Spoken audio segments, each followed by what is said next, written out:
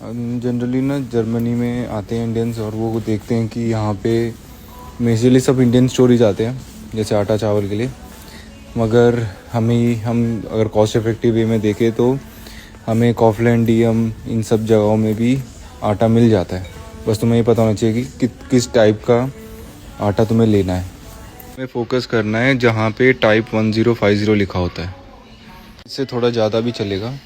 और ये मेजरली कम पानी से बनाया जाता है। हमने खुद बना के देखा है और ये मतलब ऑलमोस्ट वैसे ही बनता है और हेल्दी भी होती है, तो तुम ट्राई कर सकते हो ऐसी चीज़ें।